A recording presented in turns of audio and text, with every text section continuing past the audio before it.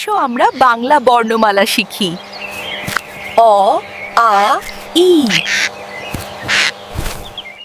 বনের এক টিয়া পাখির ছানা আঁকতে গিয়ে মজা করছিল রঙে রঙে।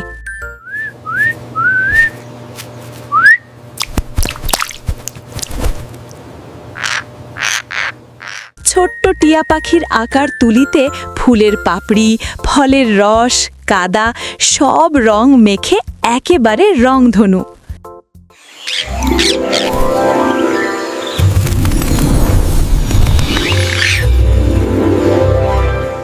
টিয়া ছানার আঁকা রংধনু দেখে জঙ্গলের সব পাখি হাসল, কিন্তু সে বলল, আমি তো বনের শিল্পী।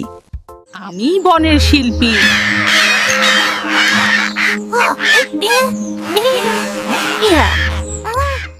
ছোট্ট টিয়ার আঁকার ক্ষমতা দেখে মা টিয়া পাখি বলল, তাহলে বনটাকেই তোমার ক্যানভাস বানাও। নিভাছে, তাহলে অরণ্যকে তোমার ক্যানভাস বানাও। টিয়া পাখির ছানা গাছের পাতায় ফুল আঁকল, বন ভরে গেল রঙে রঙে।